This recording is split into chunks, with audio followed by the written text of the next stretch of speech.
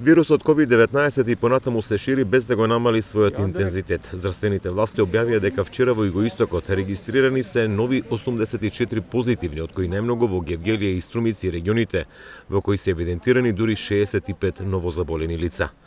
Од почетокот на пандемијата до сега во Струмици регионот од вирусот COVID-19 заболеле 1966 лица. Починале 78, а во моментов има вкупно 580 активни случаи кои се уште се водат како позитивни. Во Струмишката болница, според Министерството за здравство, хоспитализирани се 64 лица.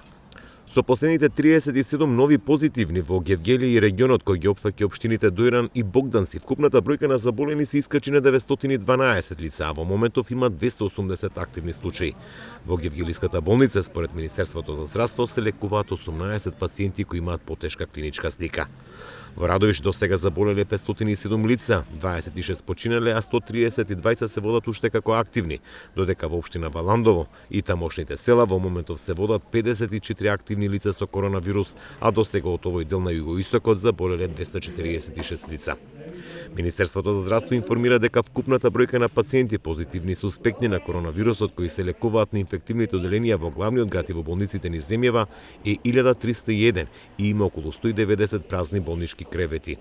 Во изминатите 24 часа пуштени се 56 оздравени пациенти. Здравствените власти понатаму апелираат на придржување на трите основни мерки, а тоа е носење маска, држање дистанци и честа дезинфекција. Апелираат да нема групирање, што е најчеста причина за пренесување на вирусот COVID-19.